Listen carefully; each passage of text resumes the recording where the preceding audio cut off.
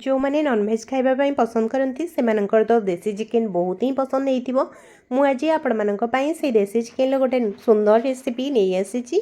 मु गाँव माटी चुली रे किपरि देसी चिकेन रोसई करी से वीडियो आज आपण मानक सहित शेयर करी। नमस्कार, जय जगन्नाथ। लिमास किचन को आपण मानक स्वागत। वीडियो को स्किप न करी मूल शेष पर्यंत देखंतु।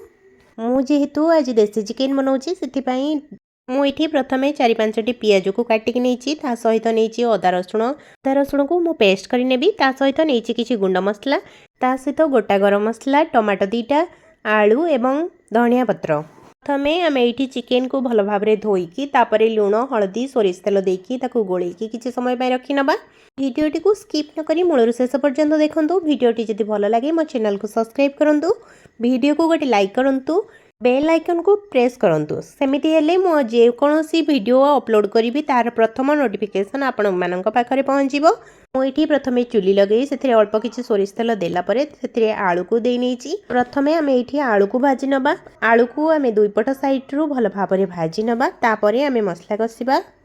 मु गाँव में जिते दिन रही सेते दिन पर्यंत आपण मानक पई चुली रे रोसई करी नुआ नुआ रेसिपी आपण मानक सहित शेयर करने चेष्टा करी।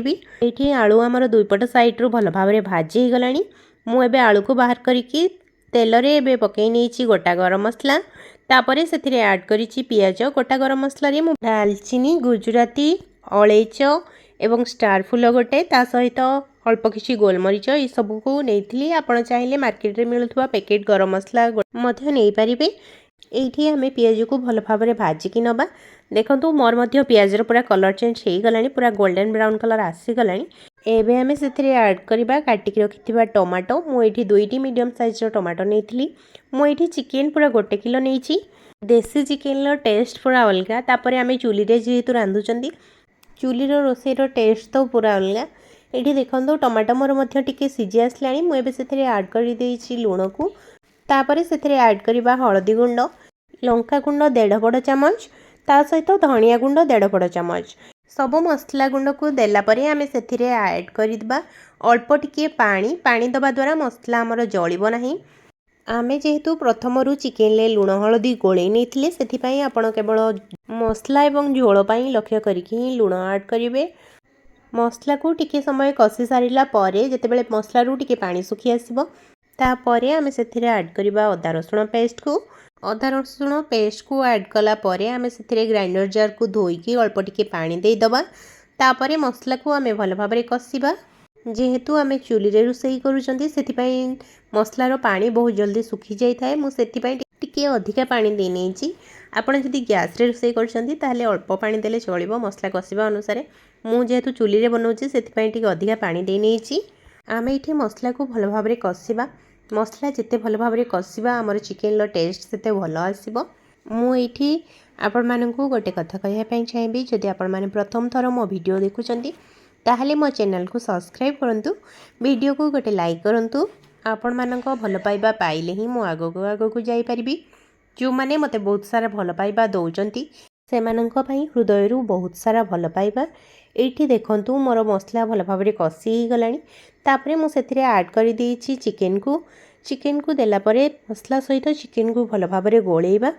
तापरे हमें ताकू कवर करिकि कषिबा। आमे एठी जेहेतु देसी चिकेन नैचंदी सेथिपई हमकु टिके टाइम लागिबो चिकेन सिझिबा पई। मु किंतु एठी वीडियो को जमा भी लॉन्ग करी नहीं, बहुत शॉर्ट रे आपण मानक पई नै आसीछि। किछि समय परे मु एठी कवर खोलिकि देखुछि जे चिकेन लु अल्प अल्प पानी बाहरिबा स्टार्ट हो गलानी।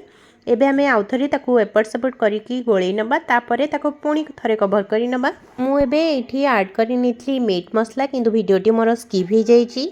मोर एठी चिकेन ले बहुत सारा पानी बाहरी सारिलानी। मु एबे ताकू भल भाव में गोळै नेबी एवं चिकेन को कषिबा पई छाड़ीबी। जे पर्यंत चिकेन लु सब पानी सुखी जाए नाही आमे सेते पर्यंत चिकेन को कषिबा।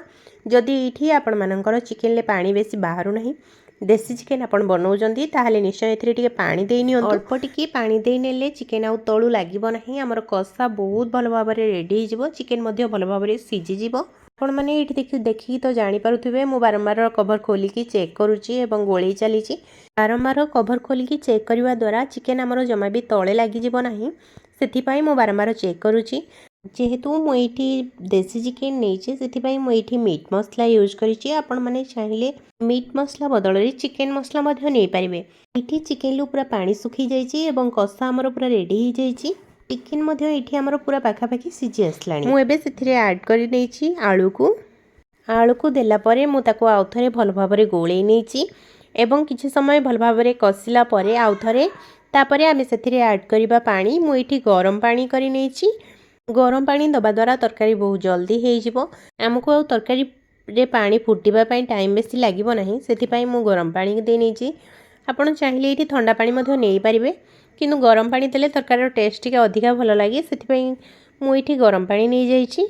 गरम पानी देलापर मुझे आउ थे भल भाव गोले नहीं चिकेन को आपण हिसाब से चिकेन झोल केते रखिए से अनुसार आपण पानी देबे। देसी चिकेन ले झोल टिके अधिका रहिले भल लगे से मु अधिक टिके पानी दे नहीं। चिकेन ले पानी देला परे आमे पुणी ताकू कभर करी नबा जेमिति चिकेन आउ टिके भल भाव आमर सीझी जीवो एवं आउ किछि समय परे मु एठी आपण माननकू देखौची चिकेन मोर बहुत भल भाव सीझी जाइए आलू मध्य सीझी गलानी। एठी आमर देसी चिकेन झोल पूरा रेडी। यही चिकेन तरकारी को आप भात रुटी सबुथिरे खाई परिबे। देखा पुणी गोटे नुआ वीडियो सहित से पर्यंत विदाय दियंतु रहिली। जय जगन्नाथ।